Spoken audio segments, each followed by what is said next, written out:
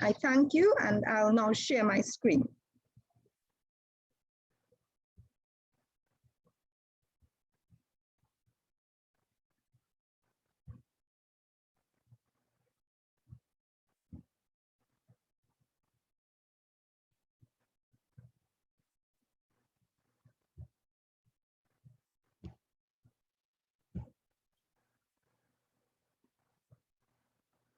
Okay, so let us now begin. This is our session today, Module 1 on Climate Smart Agriculture, Soil and Water Management. It's an opportune time to talk about this topic because of the various climate disasters that we are seeing all around the world at this point, you know, and climate smart agriculture is not a new agricultural system. It's a new approach to jointly address food security and climate change.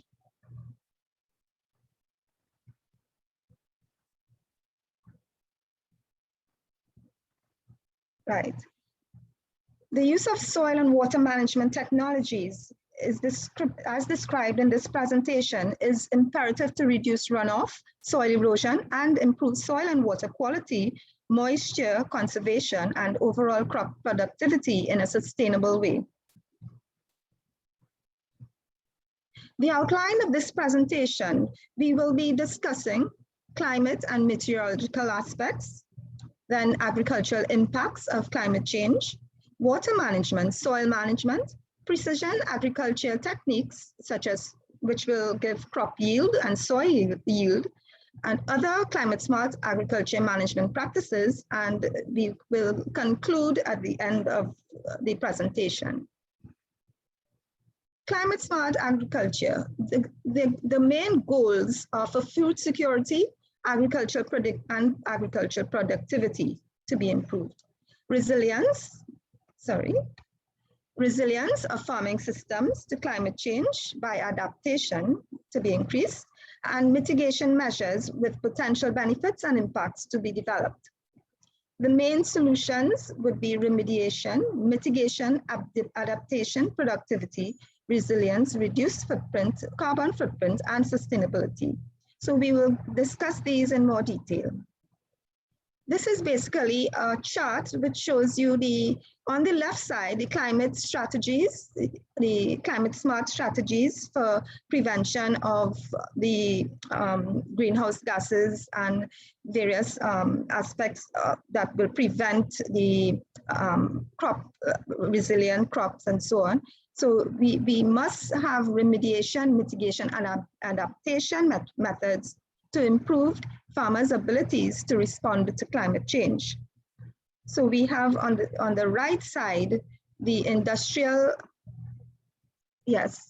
on the right side, we have the industrial agricultural strategies, and these cause carbon dioxide pollution, they increase the carbon footprint, contributes to 1/3 of global greenhouse gas emissions, causes malnutrition, heart disease, leads to massive unemployment due to all the industrial practices. So this gives you an idea of the different aspects of caused by the climate change, which is what we are trying to avoid, the disastrous effects caused by climate change. This is also another chart showing you the farm output yields. So we have on the left side the climate smart strategies. So we will reintegrate livestock, crops, pollination, fish, trees, and water for integrated nutrient and pest management. And on the right side, we have the industrial strategies which lead to illness and poor water quality and poor soil quality. So let us go to the next slide. The 5 operational arms of climate smart agriculture. We have resource conservation, and the resources, meaning the inputs, the inputs, which are firstly, you have to have seeds, you have to have labor, and all the various things for crop production. Then you have energy uses. We have to mitigate the fossil fuels and so on, and start using the types of energy which will prevent greenhouse gases. We have safety as another operational arm of climate change. We must have food security. We must have biodiversity support and greenhouse gas reduction. Just let us now see a short clip on the climate change.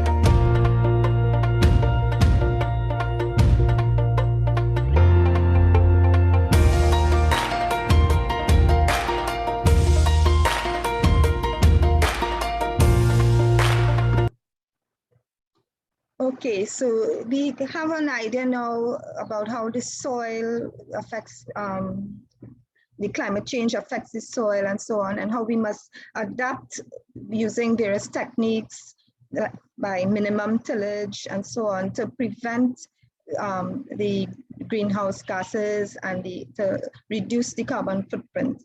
So, and this is what we are trying to adopt using these climate smart agricultural practices. So let us see now the climate change, natural hazards that pose major threats to agricultural development, drought, climate temperature increases.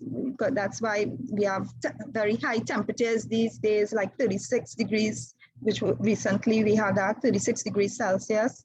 We have lower precipitation at times, causing droughts. We have sea level rise and saltwater intrusion, increased intensity of cyclones, as well as shifting agricultural seasonalities. This is taken from FAO 2019.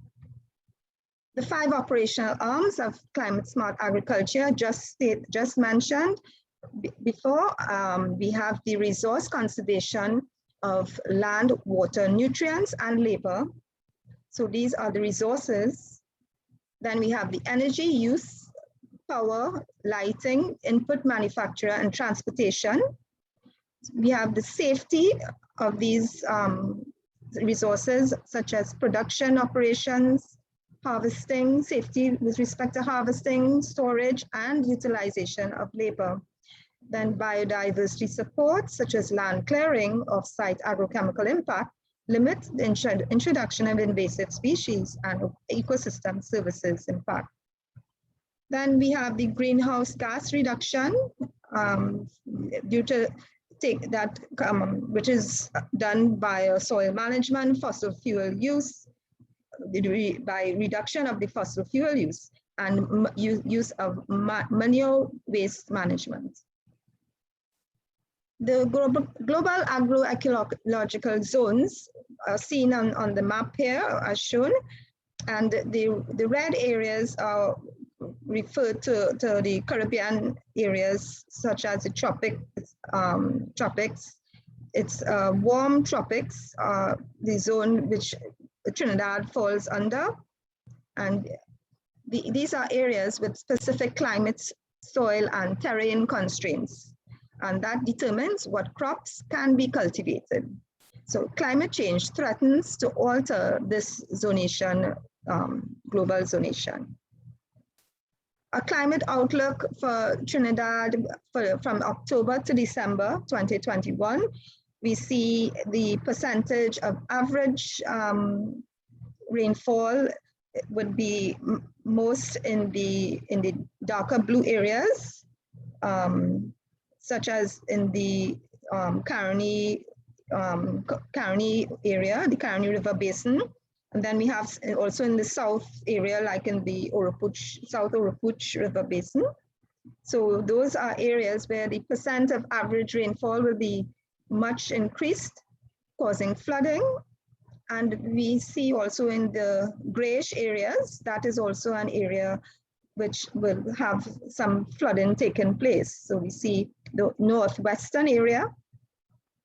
So that will be some areas of the Port of Spain area would have floods. And then in the northeastern areas, there would be lots of flooding on the eastern borders here. So we will have it in the River Basin and Toco, and those areas should have floods later on in the year. The maximum temperatures for the October to December, we see the hottest periods, the hottest areas are here in the Port of Spain region in orange. And then it goes outward more to coming down here to the central area. So that is just an outlook of what the climate looks like for Trinidad. Then we have climate implications. We have above normal rainfall, localized heavy rainfall days causing floods. So these are some basic climate implications. Water temperatures much warmer than 30 degrees would affect warm water fishes like tilapia, those who enter aquaculture. We have waterlogged agricultural fields that could reduce soil oxygen and increase loss of nitrogen and other important nutrients, which can negatively affect fruit and crop quality and yields. We have warmer than usual temperatures that can lead to warmer water temperatures, which are particularly important for health of aquaponics fishes, plants, and hydroponic plants. So we see all these climate-related aspects have strong implications with respect to agriculture.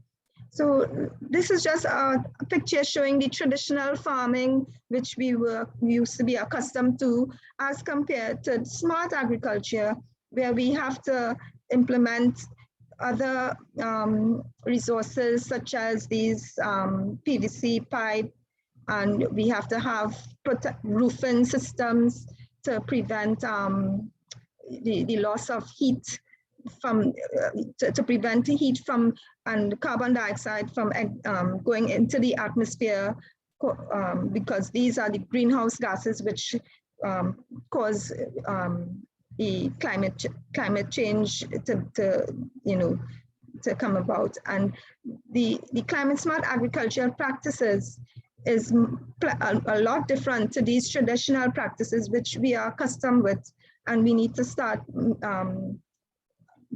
becoming aware of that.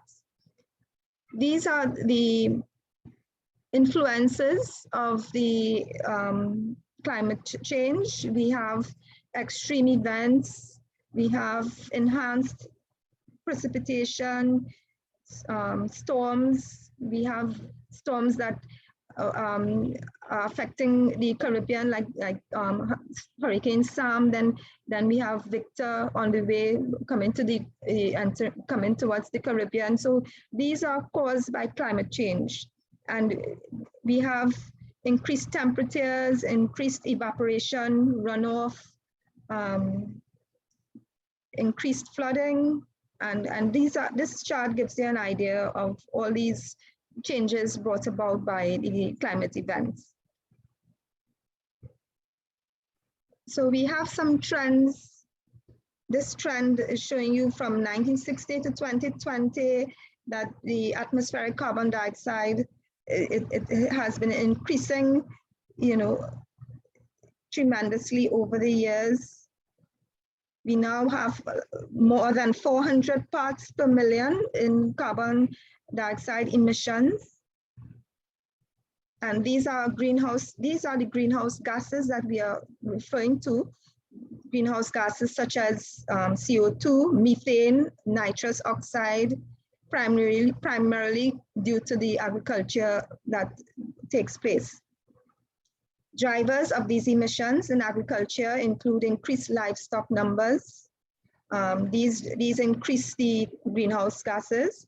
Then linked to the increased demand of animal products, we have areas under agriculture, deforestation, use of fertilizers, areas under irrigation, per capita food availability, consumption of animal products. So these are the drivers of these greenhouse gas emissions, and we have to adopt and use new practices to prevent these emissions. So the greenhouse gas effect, we have the greenhouse gases, the constituents of the atmosphere, natural and anthropogenic, meaning caused by humans, that absorb and emit radiation at specific wavelengths within the spectrum of thermal infrared radiation emitted by the Earth's surface. So the greenhouse effect means the emissions of greenhouse gases due to the human and agricultural activity cause global warming and climate change.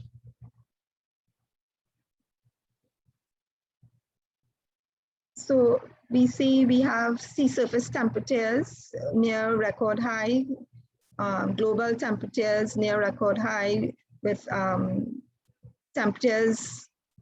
temperatures of 0.9 to 1.1 degree Fahrenheit increases, sea level rise, and so on. Okay, so emissions from agricultural production account for 11% global greenhouse gas emissions.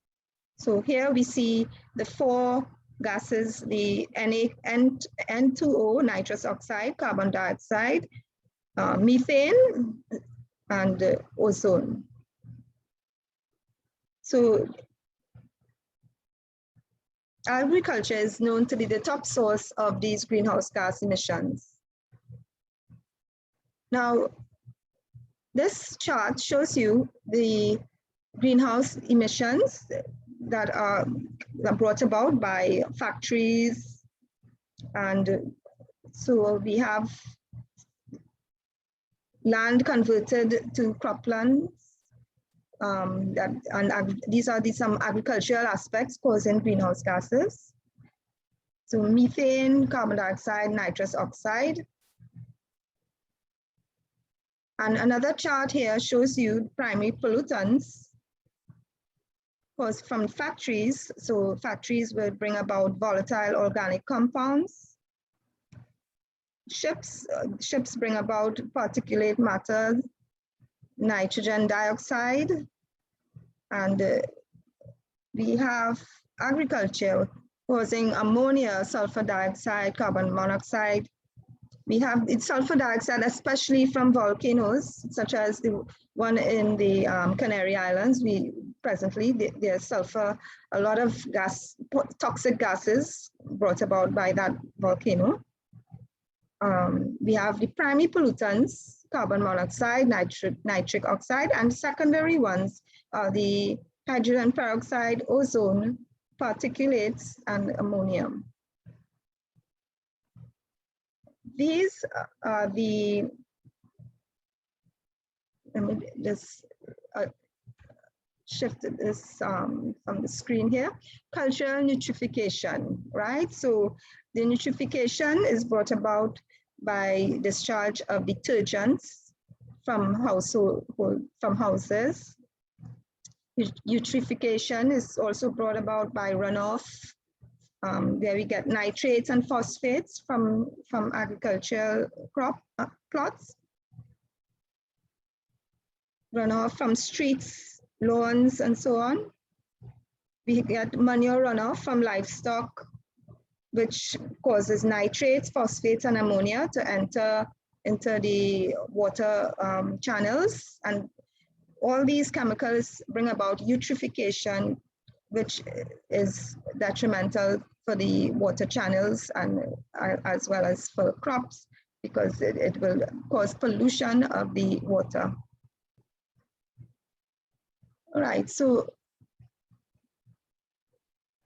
these are the mitigation and adaptation measures for these gas emissions.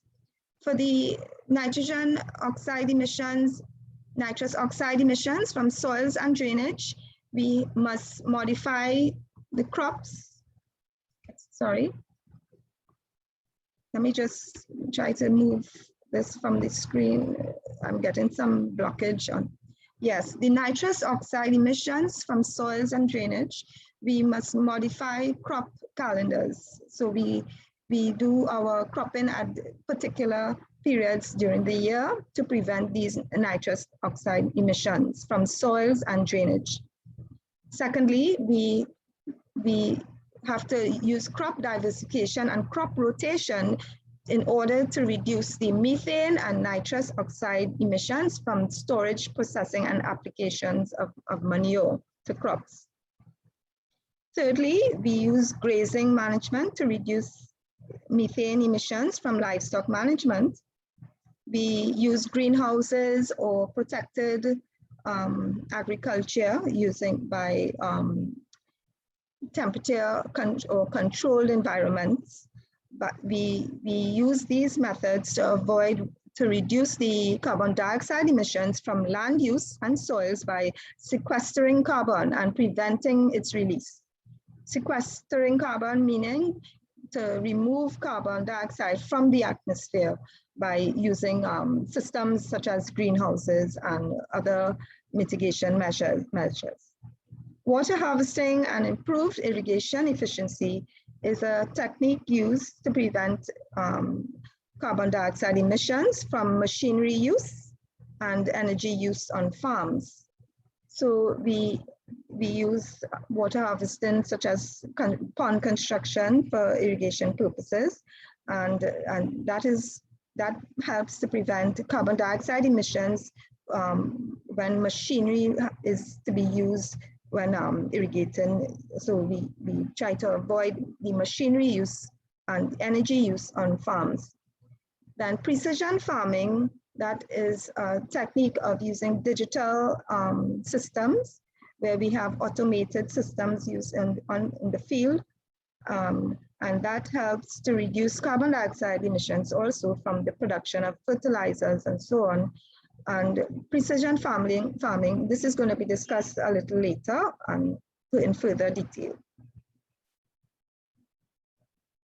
So the adaptation strategies for climate change, climate smart agriculture, early warning systems. Then we have hydroponics, aquaponic systems. Thirdly, water harvesting and drip irrigation systems, communal water retention ponds, greenhouses or shade houses or protected agriculture with controlled environments, then training, knowledge and sharing, and climate change, seed harvesting and climate resilient backyard gardens. Finally, national climate change policies, and that for adaptation of sector plans and climate policies. So these are some adaptation strategies. So we have examples of climate smart agriculture with crops. So we switch to varieties that are tolerant to heat, drought, and salinity. Then we can optimize irrigation. We can manage the soil nutrients and erosion. Then we have the climate smart adaptation to livestock by farms that mix crops and livestock. So we have to have some integration, crop integration, controlling the spread of pests, weeds, and diseases, and matching animal numbers to changes in pastures. In the fisheries section now, we have switching to more abundant species, restoring degraded habitats, strengthening infrastructure such as ports and landing sites. And these are just a few of the strategies. Climate resilience, enhance by implementing short and long-term climate mitigation and adaptation strategies, as well as ensuring transparent, inclusive participation of multiple actors and stakeholders in decision-making and management processes.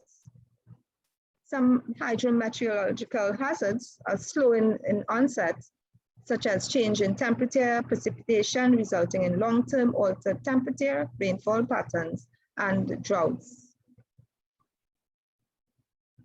We have some other climate change adaptations.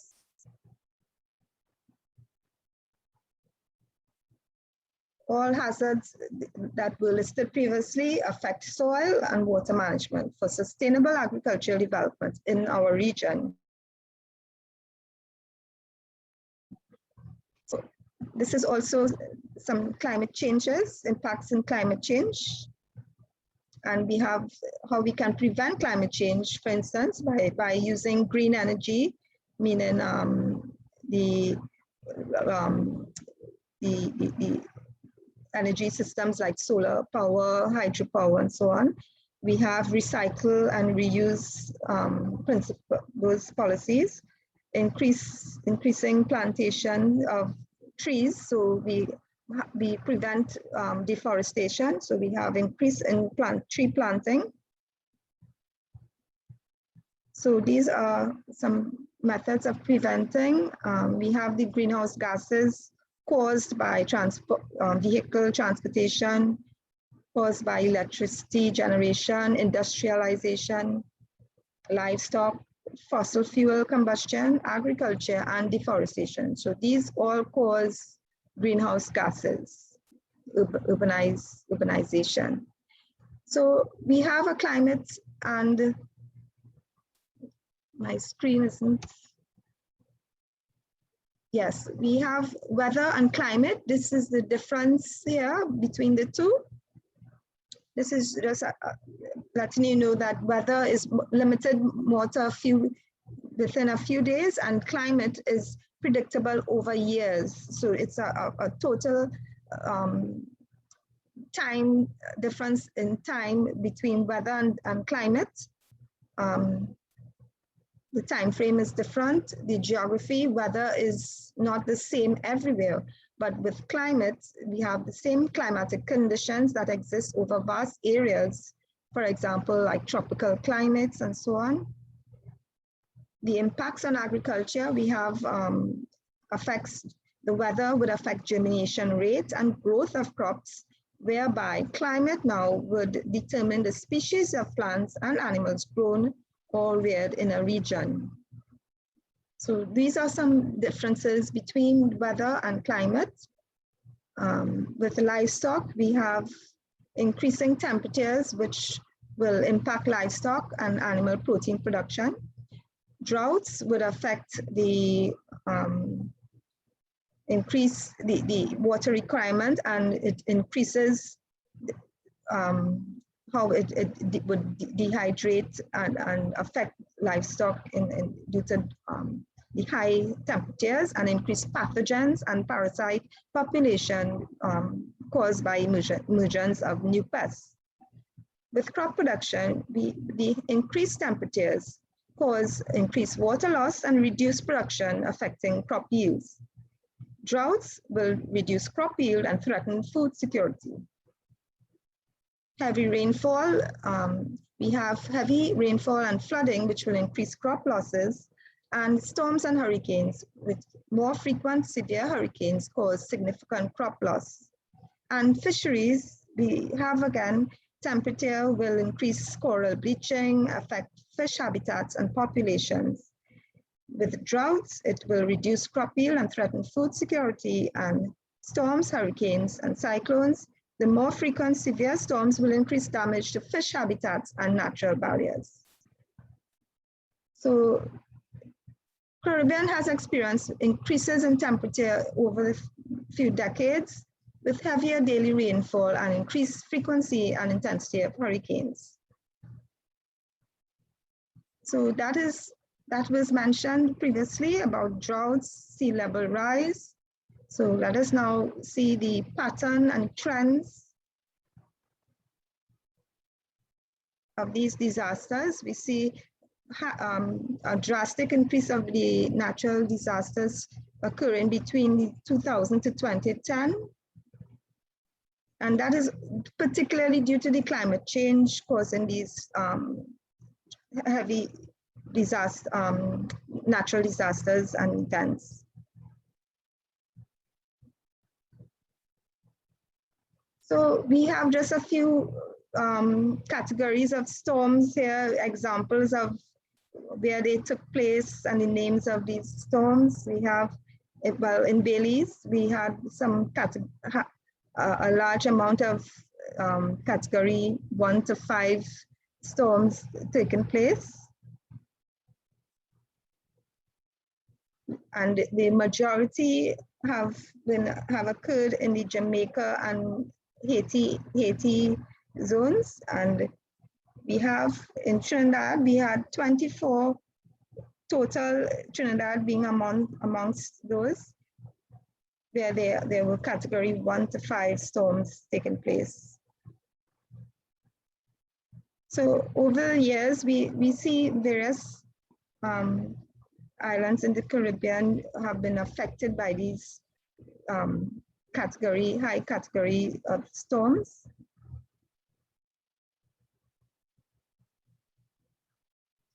Then we have the El Nino and the La Nina. That is an important aspect to look at with climate change. The El Nino events are associated with warming of central and eastern tropical Pacific, while the La Nina are the reverse, with sustained cooling of the same areas in the Pacific, tropical Pacific.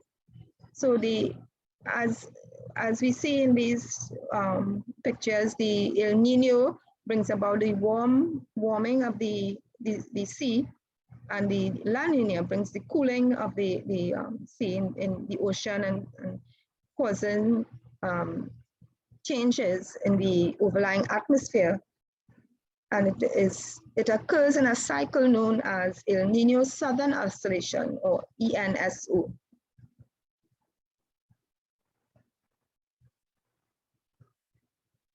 So the agricultural, the state of the Caribbean as regards to the agricultural climate smart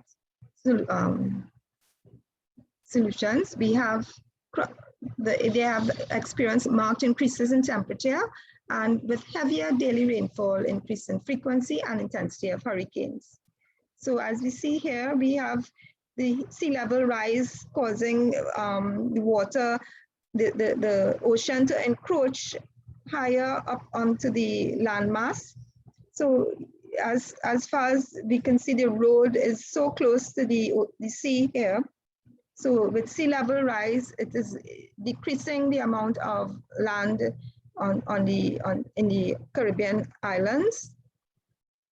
And that is a very serious situation where they have to start putting mitigation measures in place to prevent sea level rise in these countries, these Caribbean islands.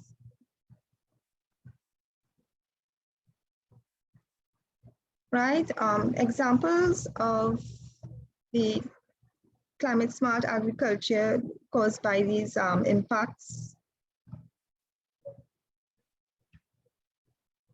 Salinization of the agriculture lands. Then we have increased heat stress in plants due to the increased temperatures. Then we have loss of equipment by fishers when hurricanes take place. We have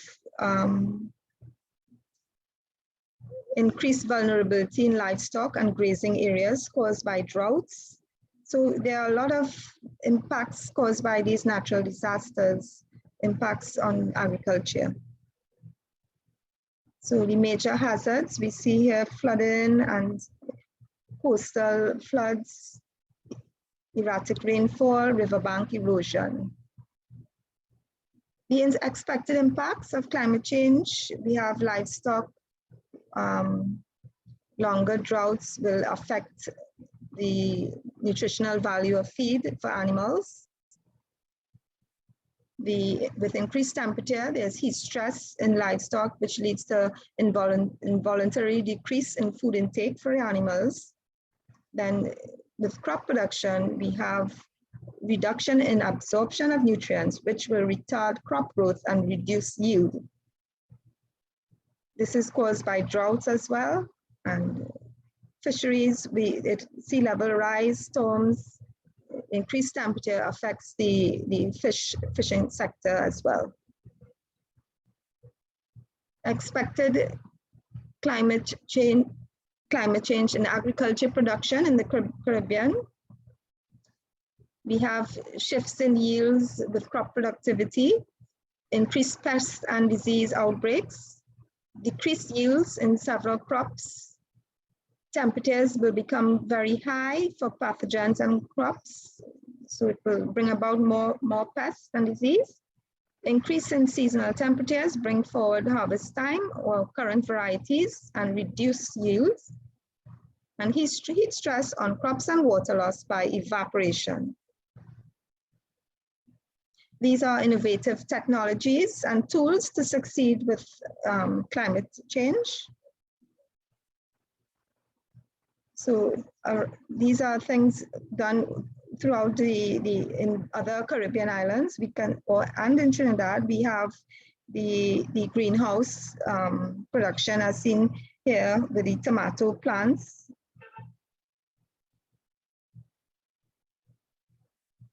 So these are some systems being used. We have the grow box system here. And then we have, again, the software being used in the field. We call it the ICT method, Information Communication Technology System, which is used to determine crop yields and soil yields. And we will go into that in the second half of the presentation. We have hydroponics as seen in this photo here. And these are the climate smart measures being used. Right, so let us now look at the drip and trickle irrigation methods. This is an adaptation method used for water management. It conserves water, prevents nitrogen leaching, allows deep water percolation, reduce soil erosion, and gives farmers opportunity to apply water at right times. So these are advantages of the drip, trickle, and sprinkler irrigation systems. So let's just take a short 5-minute break, and then we will go into the more technical aspects of the soil and water management. So let's take just a short 5-minute break and we'll come back shortly. Right, so we'll take a break right now. Thank you.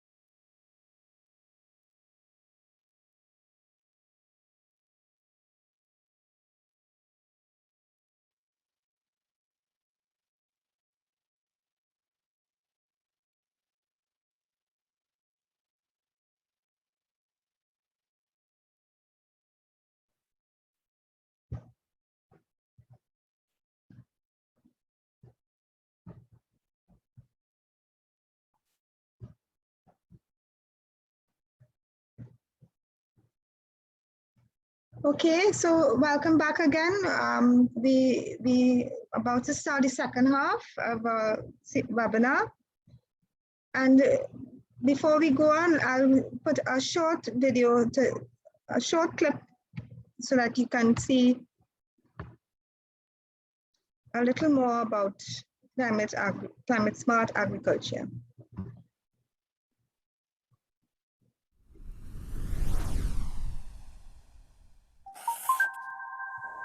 The planet's climate is changing. This is undeniable.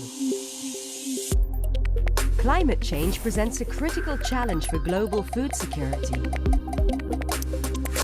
The men and women who produce our food, farmers, herders, and fishers, are hit the hardest by the consequences of climate change. Farming communities need to build their resilience and ability to adapt to changing climate in a way that they can feed a growing population without further depleting our precious reserves of soil and water.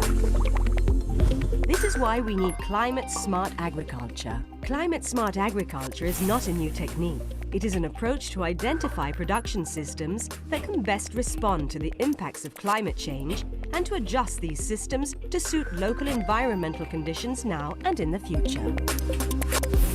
This approach can help transform agricultural systems to support sustainable development and food security in a changing climate. It's about increasing sustainably production and incomes, adapting and building resilience to the impacts of climate change, and wherever possible, reducing greenhouse gases. We can make climate-smart agriculture a reality. These are the ingredients we need. Expand the evidence base. Policymakers need to know the current and projected impacts of climate change and just how vulnerable the agricultural communities and ecosystems really are. Improve policies. People working in many different fields, agriculture, climate change, food security, and land use need to collaborate. Work together on supportive policies and plans, taking into account the entire landscape. Support and empower local institutions. Local institutions are needed to develop capacities and motivate men and women farmers. This way, they can adapt their practices and plan together the best way to do climate-smart agriculture. Combine financing options in a new way. We need to bring together financing sources that target agriculture and climate change.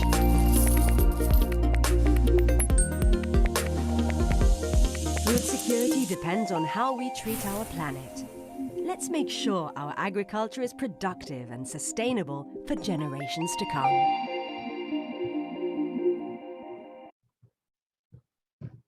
Okay, so we saw a glimpse again of climate-smart agriculture and how it affects the agriculture on the whole.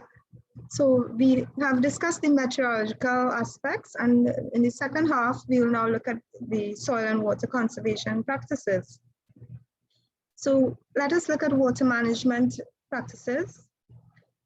From the climate change hazards already mentioned, the following areas are targeted: soil and water conservation, on-farm water storage, soil water management, using the AquaCrop software, which gives the crop yields, and we have soil management software, which can give soil yields, wastewater management practices.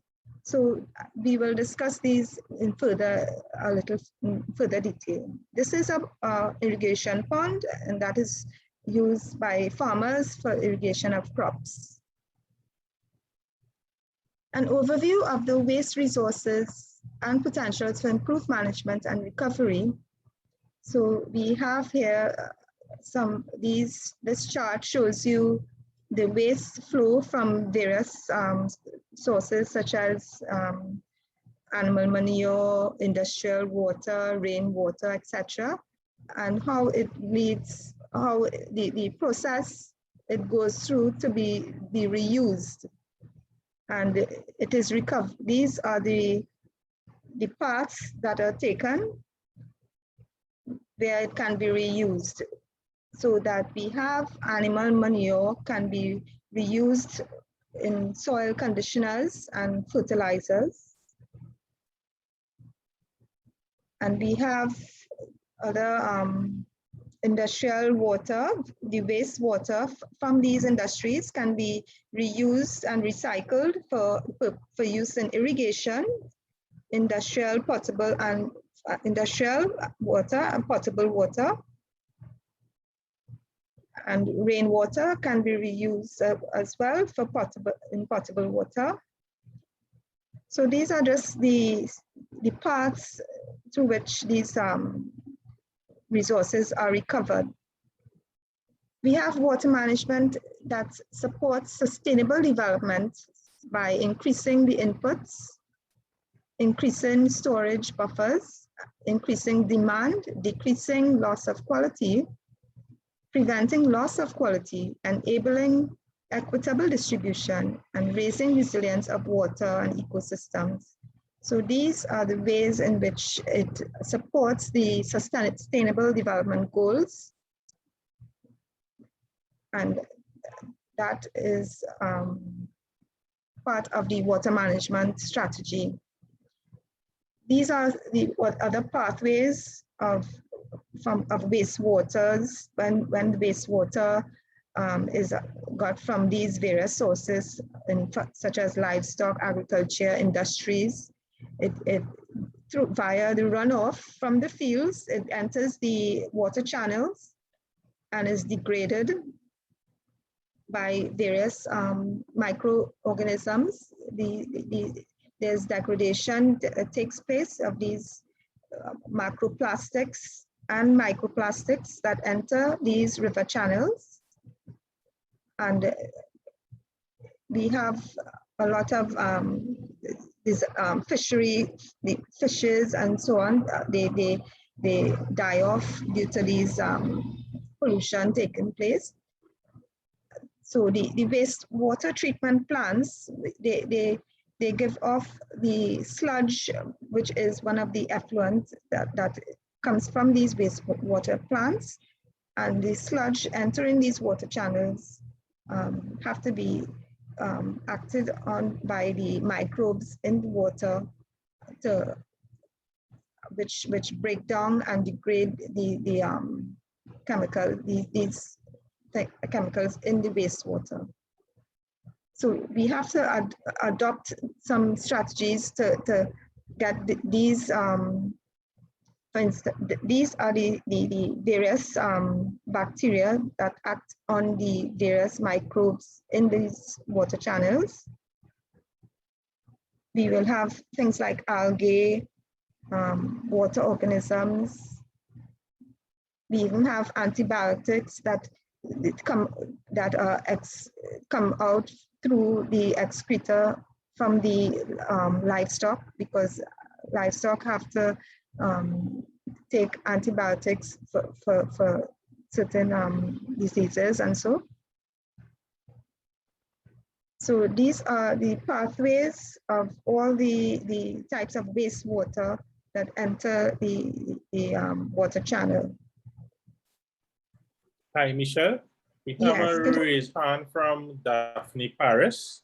Okay. So Daphne, I'm going to allow you to talk. Can I get, yes, I'll take the question.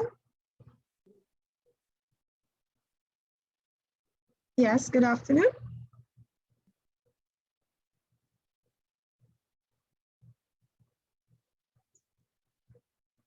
Hi, Daphne, you can ask your question. Her mic is still muted. I think that's a problem. Yeah. Good afternoon. Can you please unmute the mic so that I can hear?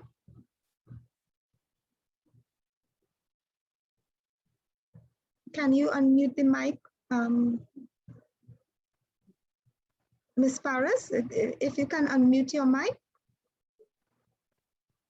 All right, she's not unmuting her mic. Okay. All right, so right. I guess she will come on. Okay, I will take the question later when she gets it unmuted. Yeah. So, okay. So let us look at the wastewater reuse for agriculture.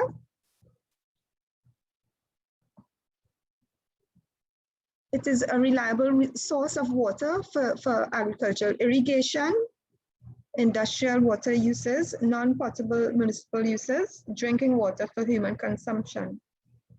So water reuse it must go through various stages, primary and secondary stages in wastewater treatment, and in order for it to be used for the irrigation in agriculture and for human consumption. The emerging pollutants in these waters are like pharmaceuticals, industrial chemicals, agrochemicals such as pesticides, microplastics, antibiotic-resistant bacteria. They have been detected in surface water, groundwater, drinking water, and sediments and aquatic biota.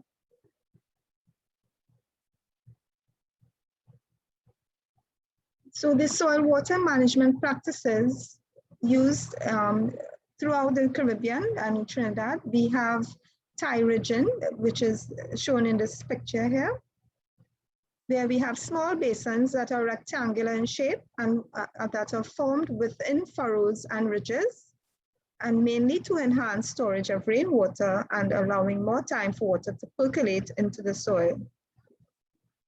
The impacts of tyrrhigin it optimizes filtration, improves soil water management, enhances root growth and nutrient uptake.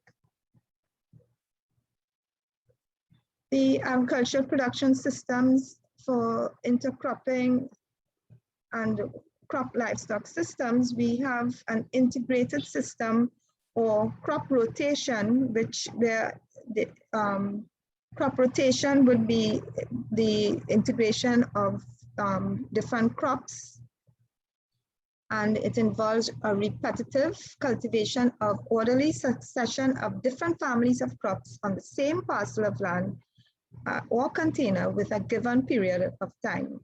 So we can intercrop legumes, leafy vegetables, fruits, and root crops.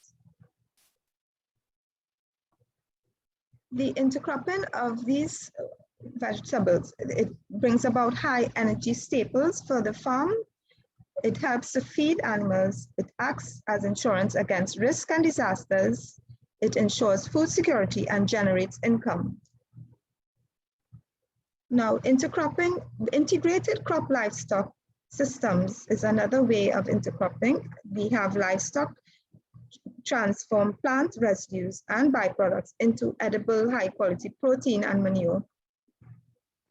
So livestock can also be integrated to assist with climate, to mitigate climate change.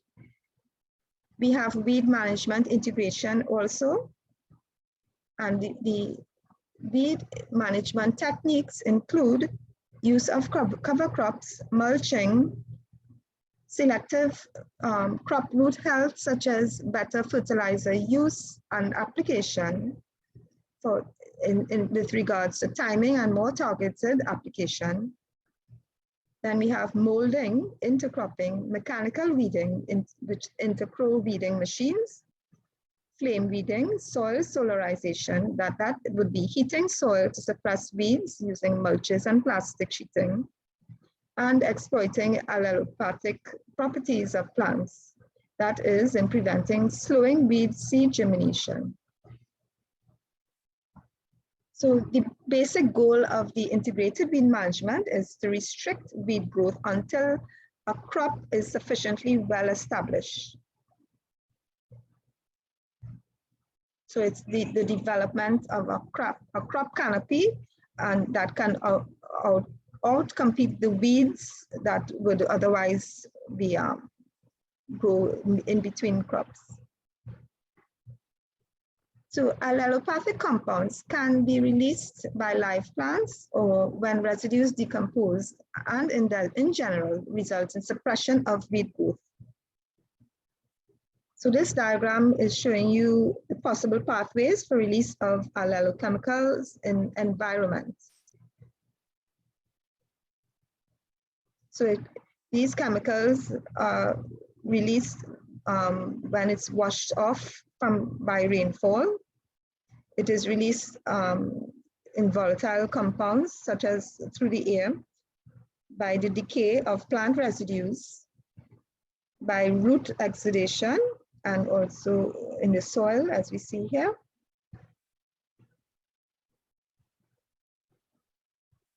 Soil and water management, we have biofertilizers, which are products containing natural occurring microorganisms that are artificially multiplied for ameliorating soil fertility. Now, we have examples such as the phosphorus mobilizing fungi, micronutrient solubilizers, plant growth promoting rhizobacteria, and phosphate solubilizing microorganisms. So these are some biofertilizers which assist with soil fertility. So this chart shows you the way in which these microbial secretions are released in the soil from the biofertilizers. So we have hydrogen ions, ammonia ions. These are being released from these microbial secretions and assist with the fertilization of the soil. Cyanobacteria is especially a very popular one that causes solubilization of the soil.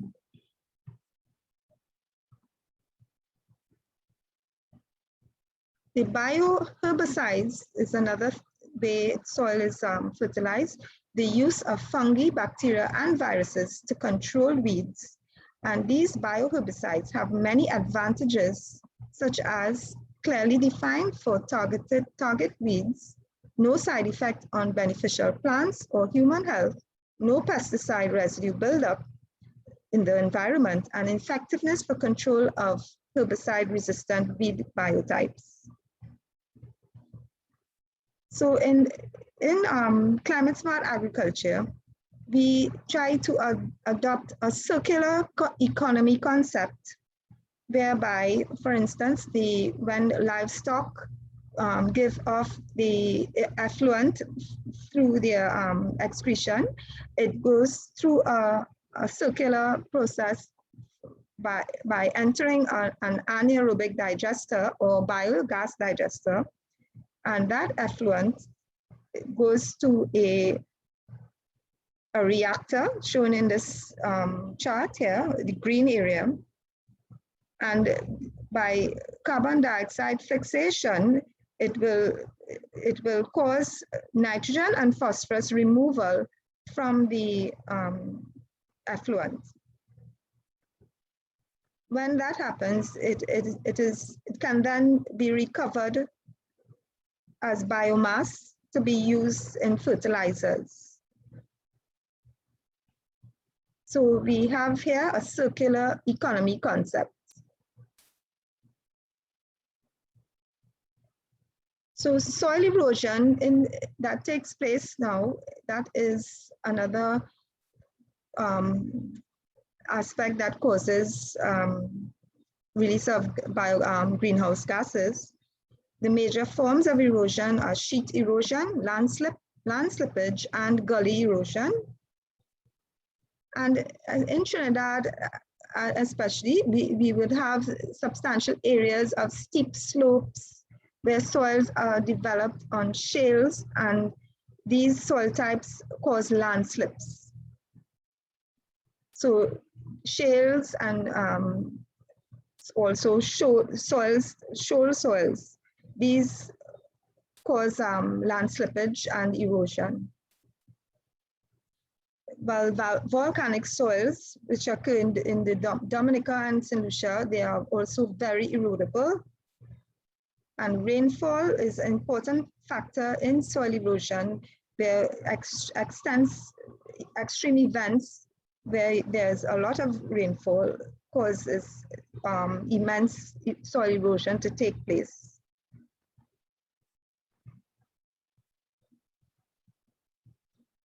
So the various types of erosion, we have splash erosion, then sheet erosion, gully erosion, and rill erosion. When we have the rivers as seen in this water catchment on the top here, this is a watershed where you see the various channels, and from the various tributaries, the source is from the mountaintop, and the water will be transported down to the lower, the downstream end, and the mouth of the river is where it enters where the river meets the sea. And we have, during that transport of water, of various types of erosion that would take place during while the water is transported through the channels. So we have the main types that cause friction against the embankments of the channels. We have the friction caused by the water is corrosion, and then we have attrition, corrosion, and hydraulic actions causing the erosion to take place on these riverbanks. And so these are the types of erosion that occurs in water as it comes from the upstream to the downstream ends of the river. Soil erosion we have on the soil resources and on the water resources. Soil erosion impacts loss of fertile topsoil for the soil, soil compaction, poor drainage, loss of nutrients, reduced soil depth, depletion, and soil organic matter. With regards to the water resources, the soil erosion causes reduced water availability, sedimentation of water bodies, water pollution, and water logging. Soil and water conservation technologies. We have the conservation technology developed from understanding the factors which have greatest effect on the erosion, such as rainfall intensity or erosivity, soil erodibility, soil length and steepness, slope length and steepness, then soil cover and crop type, and conservation practice. Now, each of these 5 factors, when combined, they form an equation called the universal soil loss equation, where the mean annual soil loss can be calculated by combining these 5 factors, where A, the annual mean soil loss, A is the product of all these 5 factors mentioned. So these factors influenced by soil management practices are the decrease in effective impact of rainfall, increased water infiltration, decreased runoff, and lessened soil movement. So the soil management practices, we have to implement these in order to increase infiltration of water and so on.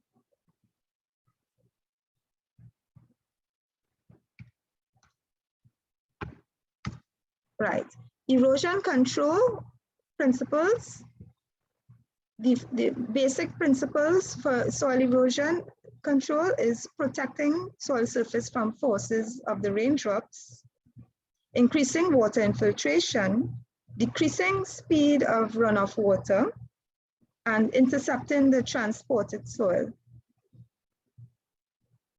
So land use planning is very important in order to reduce all these aspects of erosion caused by extensive water force on the sides of the river channels and so on, and also on sloping lands. Soil conservation practices. We have 4 types of soil erosion control practices. We have the agronomic, the vegetative, structural, and management practices.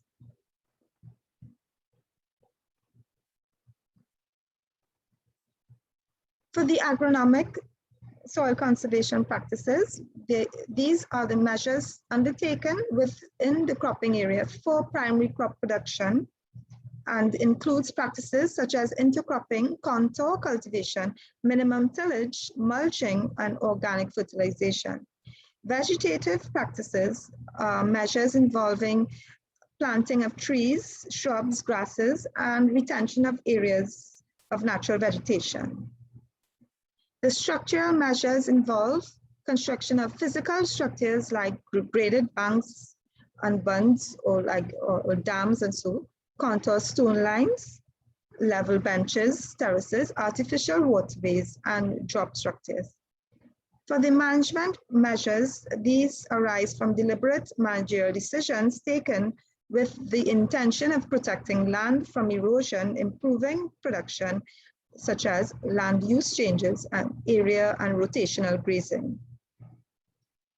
These are some of the recommended soil conservation practices in relation to the slopes of land and so. So we look at various slopes of land. For the flatter land or the slopes of the smaller percentage, we have crop types, various crop types that can be used.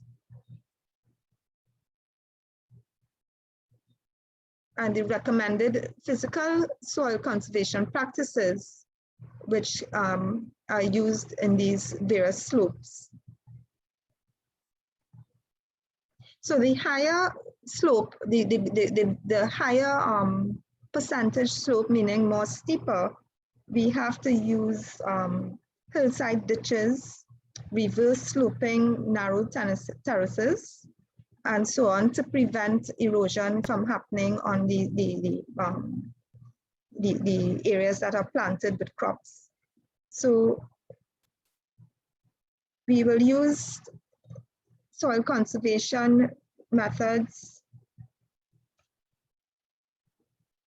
such as planting of tree crops and so on to prevent erosion. The tree crops, the roots of these tree crops hold the soil together and prevent erosion. So on steeper hills and so, we try to use tree crops and so on. I'm trying to change the, right.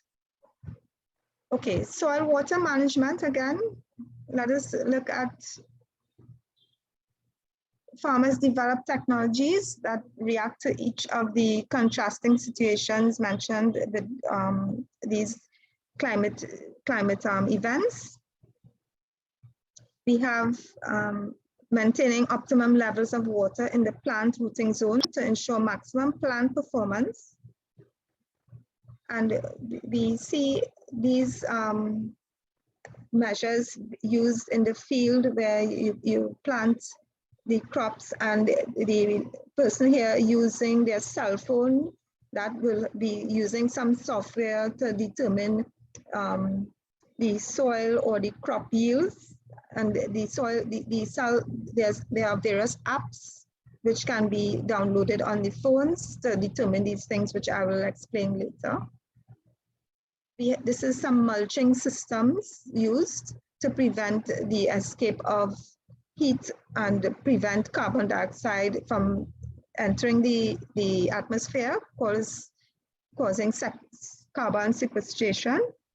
So these mulching techniques reduce moisture evaporation from the soil surface, and is very useful in dry areas, conserving water from being released by a water vapor. And mulching practices are very commonly used, with even plastic as a form of mulch in various countries. So with limited rainfall and irrigation during crop growth, mulch helps to conserve soil water. In Trinidad, we have rainfall of approximately 1,200 millimeters per annum. And so we have to conserve water, especially during dry season. And then organic or agriculture, this management system helps mitigating climate change by diminishing emissions of greenhouse gases by sequestering carbon dioxide from the atmosphere, meaning removing the carbon dioxide from the atmosphere.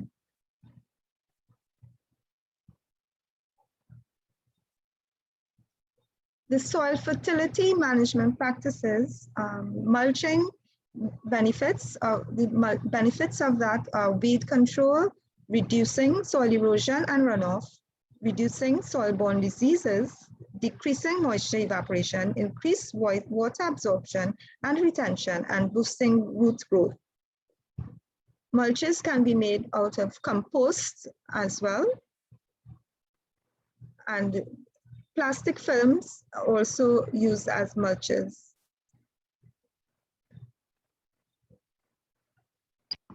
Soil organic matter to the soil, the addition of that to the soil is important practice in soil water management. It increases the soil's ability to hold soil moisture after the drainage, hence increasing water availability to crops.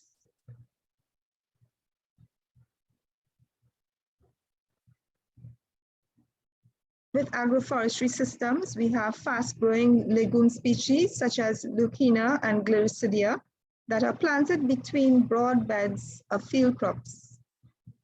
So these are agroforestry systems, which also, which is a management system put in place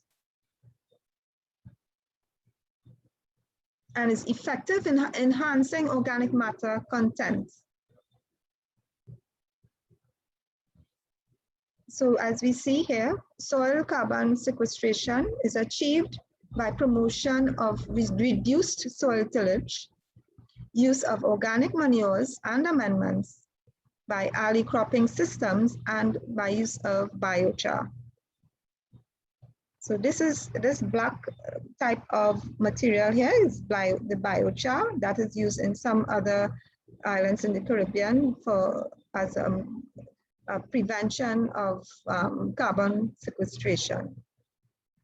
It's a type of fertilizer, and we have in Trinidad we use compost fertilizers and organic manures. So biocharcoal from the carbonization of biomass, that is how it is produced.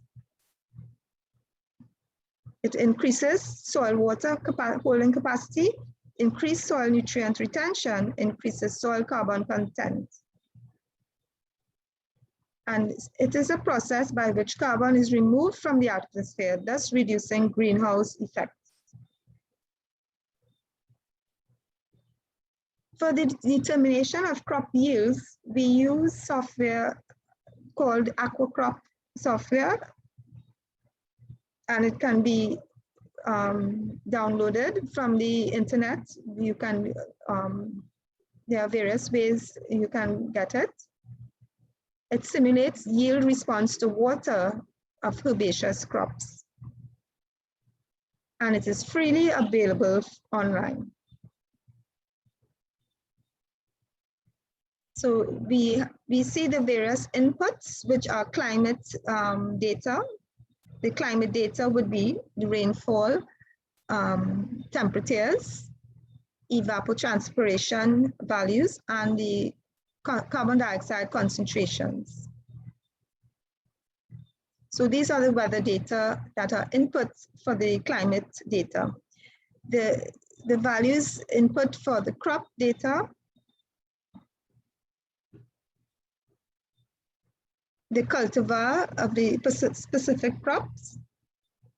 And for the soil data, we would input the depth below the soil surface and the salinity, and the soil profile characteristics, such as soil texture. For the management input data, we have the irrigation management data. The management practices would be the irrigation method, the application depth and time of irrigation, and the salinity of the irrigation water. These data are input into the management section of the software. So there are various manuals and so on online that give you a little more detail about the data that must be input.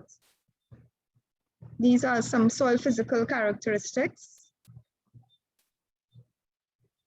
So that is what would be obtained.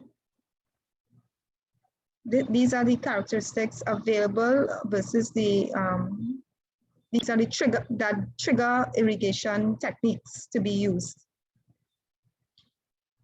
So the total amount of water, the TAW, this is utilized by the crop, and the software determines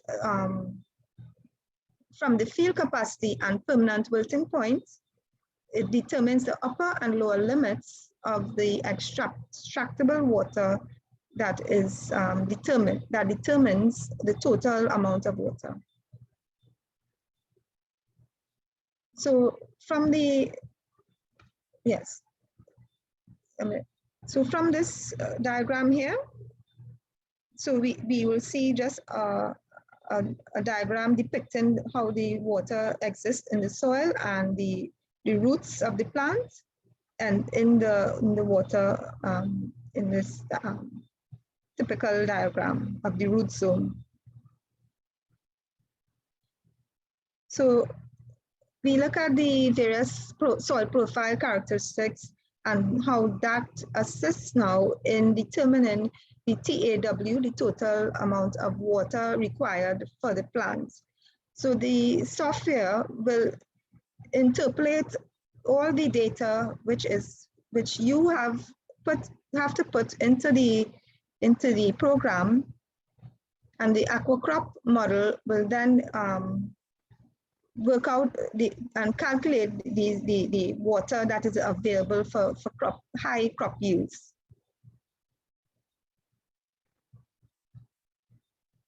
So the output of all the parameters that have been calculated, it is given by a graph, and this output is shown in green, in the green area, where it shows you exactly each stage of the growth of the plant. So in yellow, you see the stage of the flowering, and you even see the stages for the rooting depth that takes place. So you can determine when to irrigate the plant, when is the best time, and so on. So the aquacrop model is very useful for these purposes, for determination of when irrigation must be done to determine the best crop yields.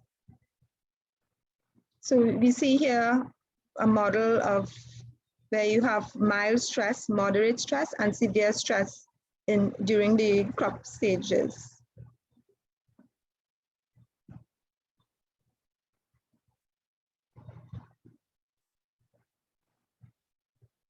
So this model here, we see the values showing you the absolute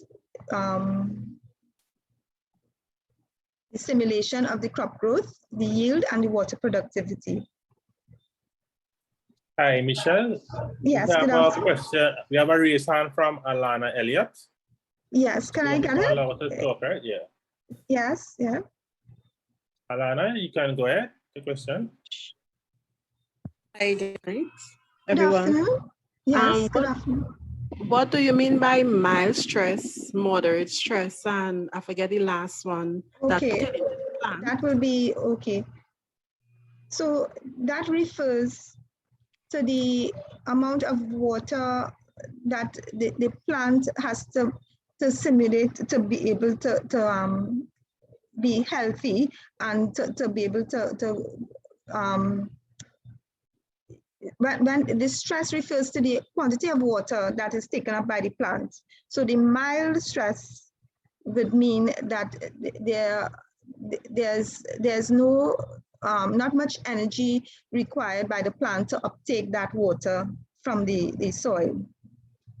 When you have the severe stress, it means the plant has to use a lot of energy to abstract water from the soil, so that it means that wilting will therefore take place, because it is more difficult under severe stress to take up water from soil. So as you see in that last diagram, the water level is very low here. So you have leaf expansion growth here would be, it has stopped by 20%, and it means that water cannot be, no uptake of water is taking place here. It is under severe stress, meaning with less water being uptake of water by the roots. So that is what the stress refers to, the amount of water uptake by the roots. It is either severe, where it is very difficult and a lot of energy is required by the plant, and where it is mild, it doesn't need much energy to take up water, because the actual level of water in the soil would be high. So it's very high in this stage, right? So that is the meaning of that. I hope that. Thank you very much. Okay. So we have the aquacrop model, which will assist in determining these very useful values to determine crop yields.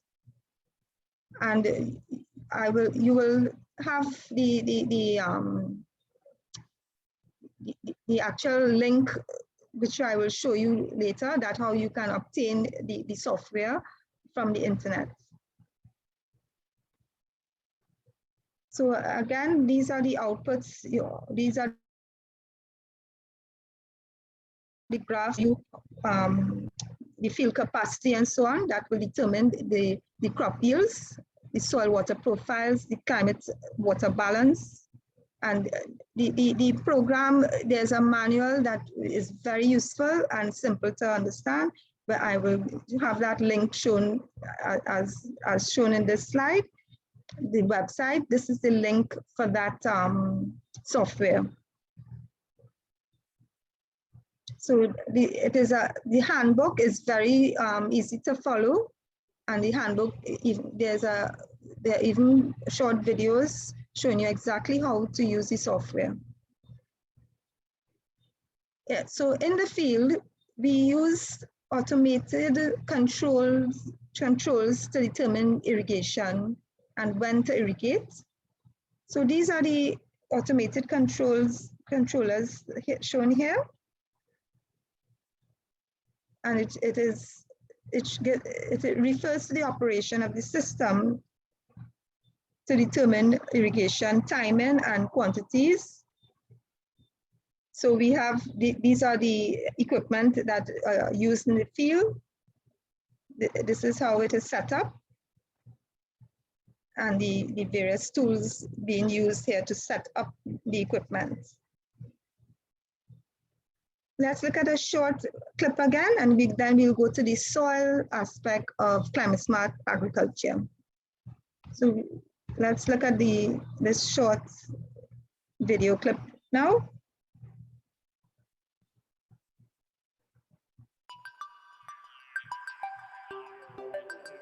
All over the world, FAO is working with countries to improve their farming, fisheries, and forestry with climate smart agriculture approach, and it is having an impact. Thanks to a project in Western Kenya, women and men smallholder dairy farmers have reduced the grazing of their cattle.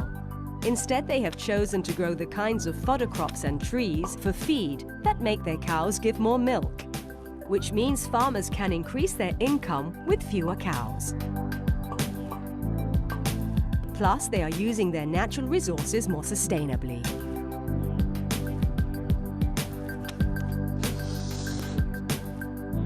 FAO also supported Nicaraguan fishers in adopting an ecosystem approach to reduce environmental degradation of their mangroves. Now these communities are working to improve the sustainability of their shrimp farms and fisheries, monitoring the water quality and generating alternative livelihoods, which all adds up to reducing the climate vulnerability of the communities.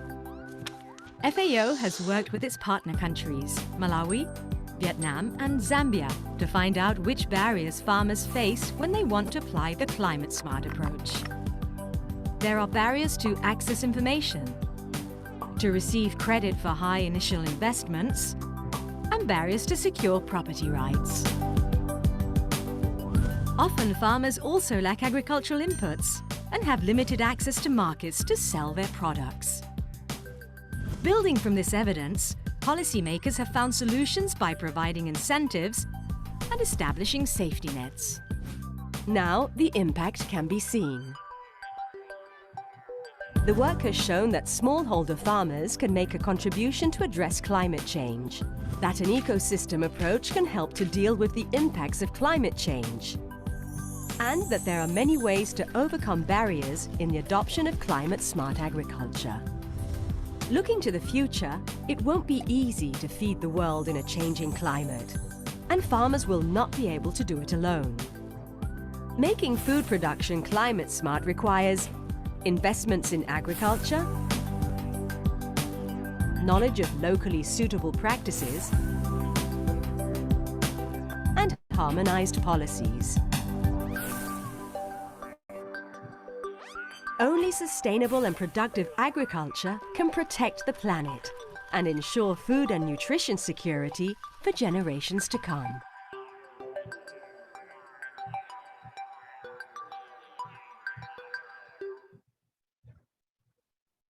Okay, so we got another glimpse of how climate-smart agriculture is being adopted worldwide. So we have to take note of that, at all times. Soil management now. Let us look at the soil aspects of climate-smart agriculture. We have land use, which is the plant density and type of vegetation. That is an important aspect. We have increased rainfall intensity and quantities associated with storms, and that enhance soil erosion, landslide, and nutrient leaching on sloping lands and flooding lowlands. We have enhanced soil and water conservation, effectively reduces these risks, and water management and efficiency. We have wastewater as well, wastewater management, whereby we can, for example, look at this chemical TCH-COOH, which is actually a metabolite of marijuana, has a long half-life, and can be detected in urine for more than 7 days after a single use. So this wastewater management strategy here, we have wastewater treatment of sewage, which may contain the chemical THC-COOH, and that may be found, that is a metabolite chemical that is found in marijuana, which is found in urine. And when it enters the water channels, it has to be treated by wastewater treatment processes, and also by potable water treatment before it enters into the surface waters, so that it doesn't cause damage to the fishery and so on.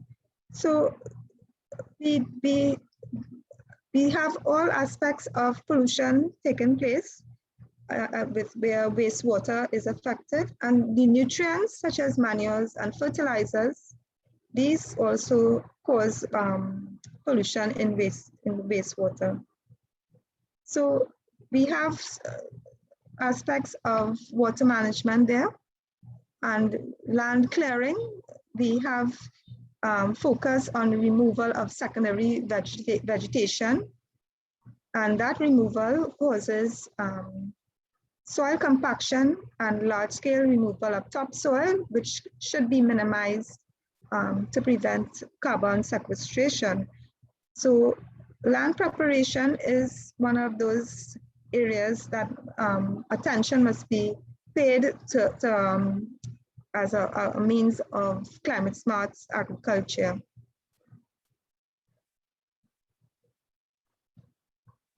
Organic production, that is the use as herbicides, and that is the more highly recommended type of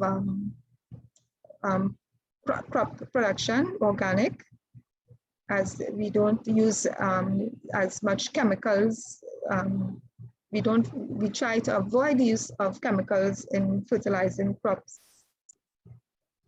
Soil and water conservation, we have land preparation, practice of contour tillage, crop residue and cover crops to protect soil surface from erosion.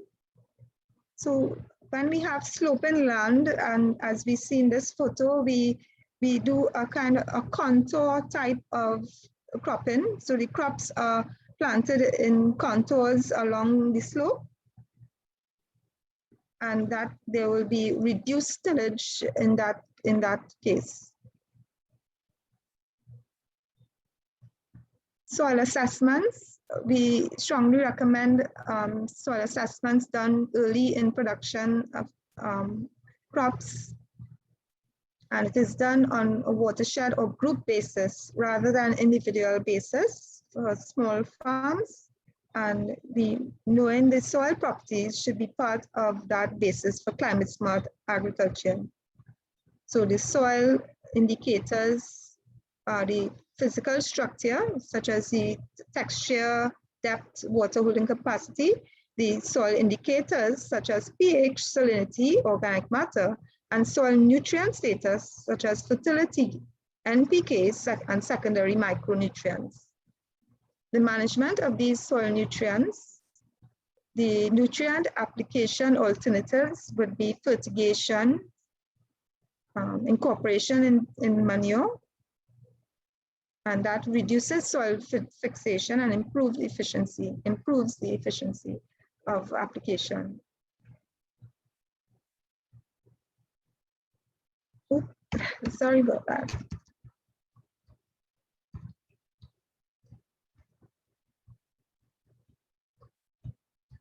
Where did I reach?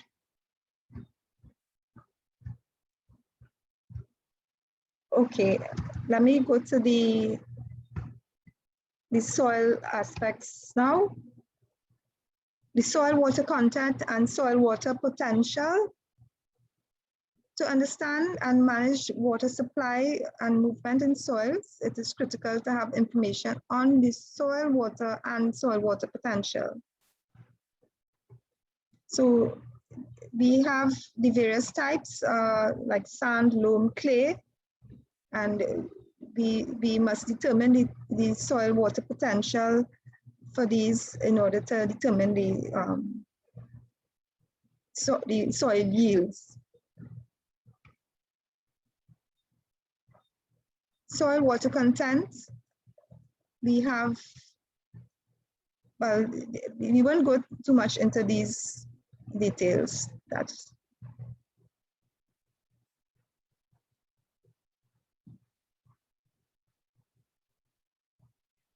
Right, enhancing the soil drainage fate of water in soils. We have precipitation falling on watersheds, either stored in the soil or returned to the atmosphere by an equation such as precipitation equation, where you have P being the precipitation amount, would be the evapotranspiration, and the suspended solid and the discharge.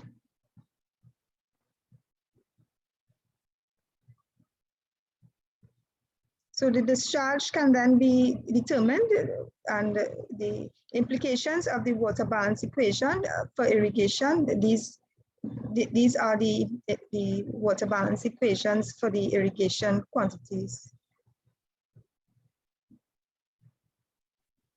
Okay, so I won't go into these too much.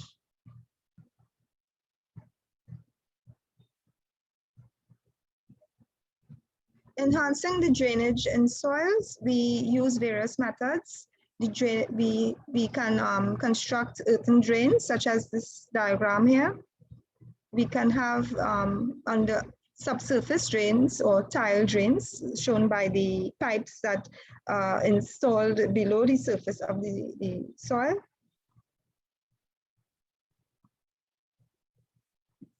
In this case, they had metal type of pipes, which is not recommended because of the fact that it will rust metal.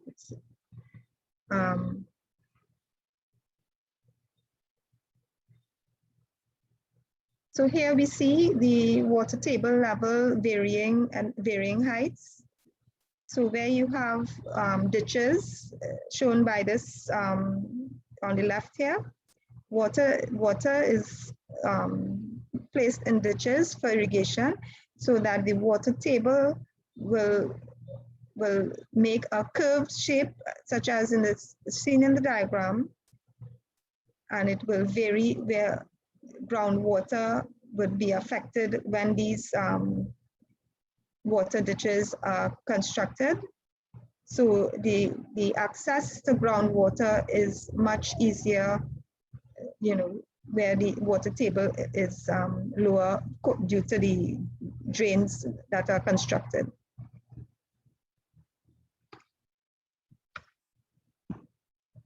Right. The benefits of the artificial drains, such as the tile drains, which I explained there, we have improved soil workability, allowing more timely field operations. Then we have enhanced root depth and growth.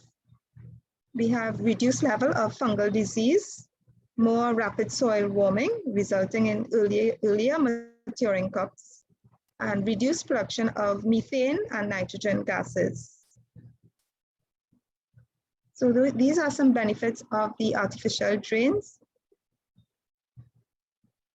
The adverse effects or the disadvantages would be the reduction in nutrient assimilation and other biogeochemical functions, and the increased leaching of nutrients and other contaminants in groundwater, and increased frequency and severity of floods due to loss of runoff water retention. So we have to enhance the drainage in soil by installing these pipes, or by inserting the earthen drainage systems, and so. The irrigation principles and practices.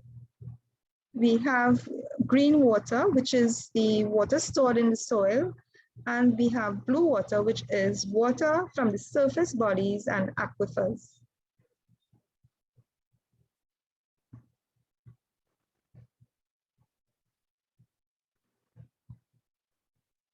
So these effects of climate change call for improved water use and application efficiency. And we have the various systems used, whereby the unlined channels or earthen channels are shown here, and the surface irrigation systems, where they have the pipes used to pump water from the channels into the field. So we have the water table.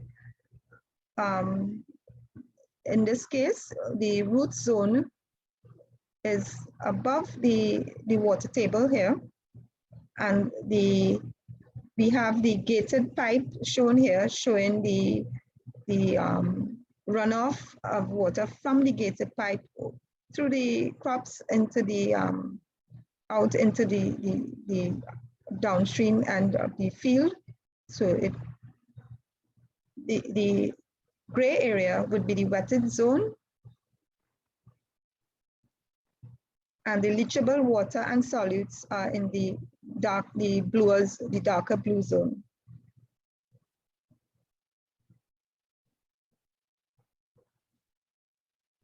So irrigation practices, sprinkler, we have sprinkler on the left, drip on the right.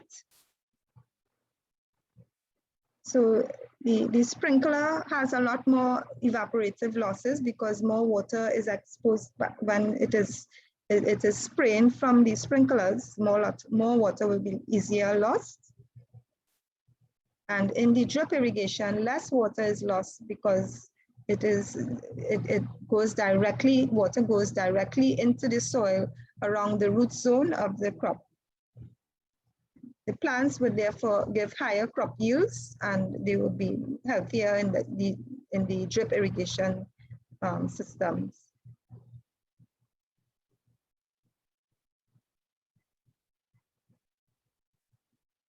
So we have thermal properties of soil and how to control the temperature.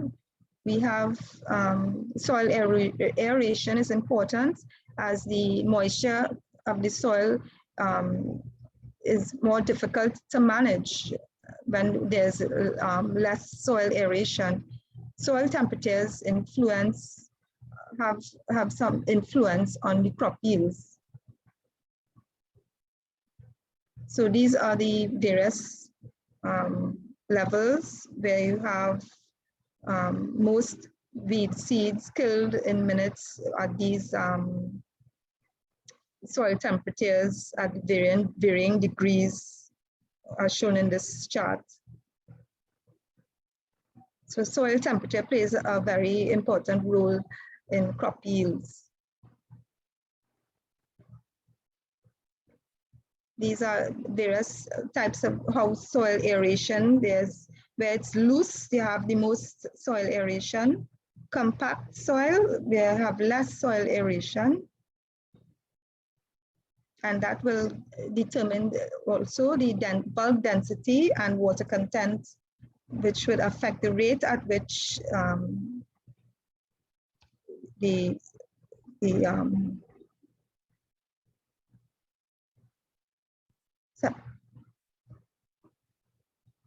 rate at which the heat is transferred through the soil from a warm zone to a cooler zone.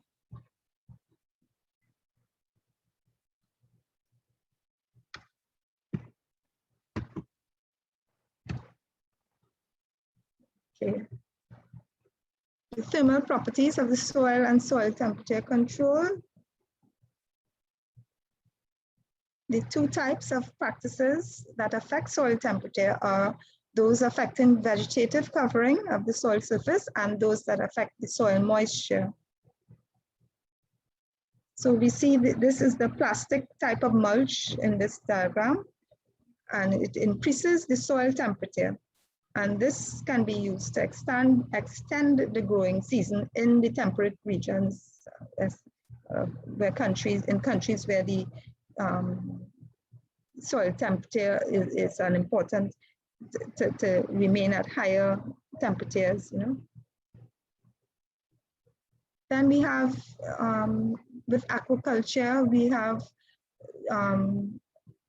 introduction of fish species, and we must take these aspects into account, the reduction in the amount of uncultivated land during flood periods by producing these aquaculture ponds.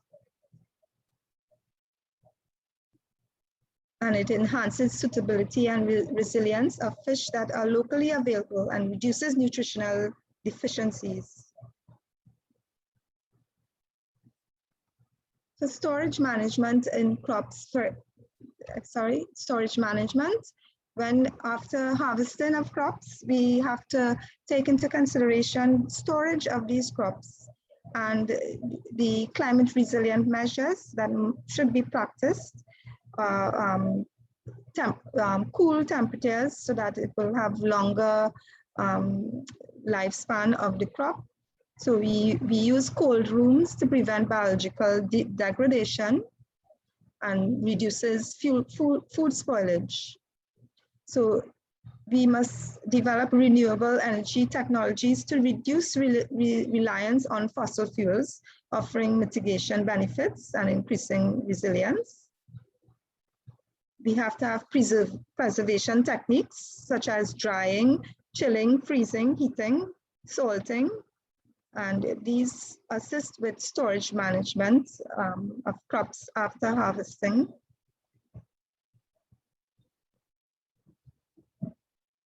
And it goes on, you know, the various types of methods of prolonging the life of the harvested crops.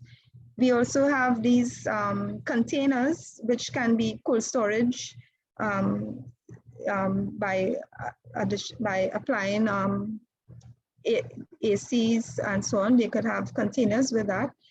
We have a system where they have solar panels above this container to supply the solar energy, which can provide electricity for the cold storage provision. So these are climate resilient practices, and we build these types of storage containers that meet sustainable requirements and standards. We have to deploy rainwater collection systems such as rainwater tanks, pumps, purifiers that use drying hangers and storm drain maintenance, and build climate-proof infrastructure. And these are types of infrastructure for storage management. Processing and packaging, we have processing where we can have solar drying of the crop, so that will prolong the storage of the crop by drying mechanisms. So we have mechanical dryer systems by heated air.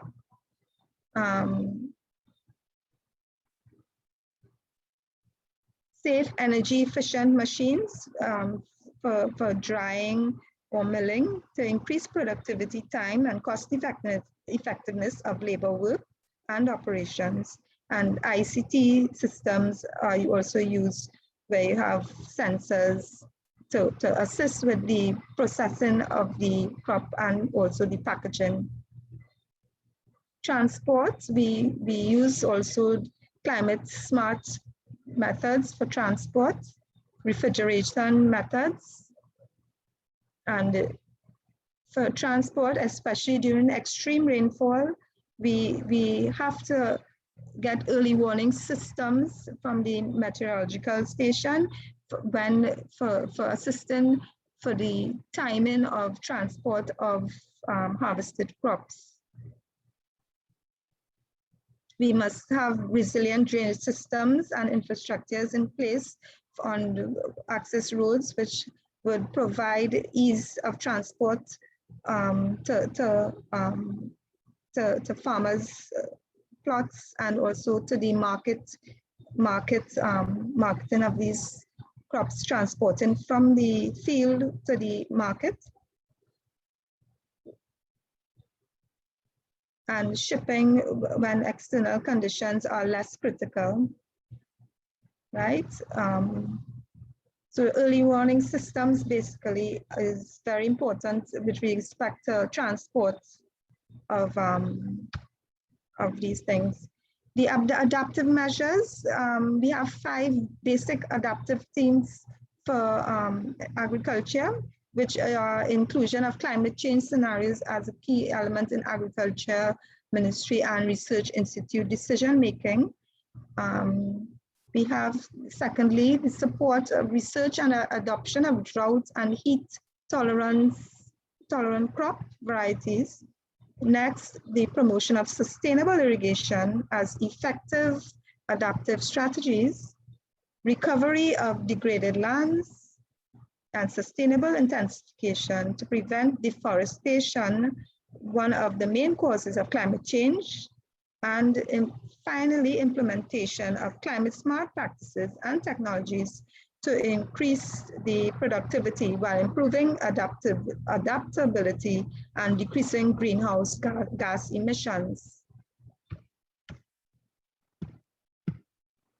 The way forward with the climate smart agriculture, we limit the rise in global mean temperatures to below 2 degrees Celsius and ensure food security and most climate change pledges of the United Nations and agriculture and land use as key elements for climate action.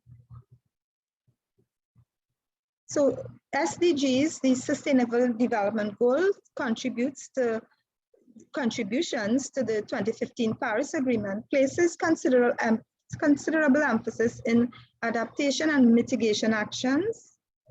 And in this regard, prioritized measures include the generation of climate information, research and development, vulnerability analysis, integral land management, and the identification and promotion of good practices and tools for adaptation, and institutional strengthening and capacity building.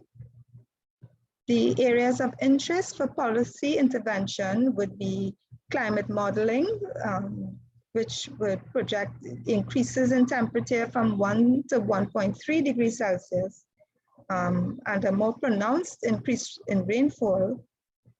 And for the policy interventions, we also must look at the interannual variability that is expected to continue increasing, bringing increased risk of extreme events such as drought and storms. And with respect to agriculture, the areas of interest for policies would be increased waterlogging and erosion of soils, potential of increased incidence of pest and disease, and greenhouse gas emissions. And concluding, the climate smart agricultural practices must be implemented to strengthen existing soil and water conservation. The development of climate information services, especially seasonal and sub-seasonal forecasting, must continue, and also the land and water management practices and assessment of flood and drought resistant crop varieties. So for future reference, you may find these links, you may use these links to get any type of information regarding these topics discussed, the climate change, the trends, adaptation and mitigation strategies, and even seasonal climate products that can be used for mitigation practices. We have, with respect to soils, you can have these links which would assist with determining the soil properties, which are most useful for mitigating the carbon sequestration and for prevention of the greenhouse gas emissions. So these soil links are very useful in if you need to do further research on your own. So I'd like to say that's about all I can help with regards to the climate smart agriculture, and you can get further information if you wish. If you feel free to contact the PSCU at any of these 5 branches, and you may also email me at michelle.shah@pscutt.com for any further information or any queries you may want to have clarified. And for further information, please feel free to contact on these telephone contacts at the PSCU office. So I wish to thank you all for your attendance, and I look forward to seeing you for other topics of that you would may be interested in with respect to agriculture. And I look forward to continuing seeing you again in the other agriculture webinar series for the further on later on this year. So thank you, and feel free to ask any questions. If you wish to have any questions, feel free to ask any, and I look forward to seeing you in future. Thank you. And also remember, there is the questionnaire that will come up at the end of the webinar, and you can put your information in the questionnaire when you log off from the webinar. So thank you again to everyone, and till the next time at the next agricultural webinar. So we look forward to seeing you again. Thank you. Good night.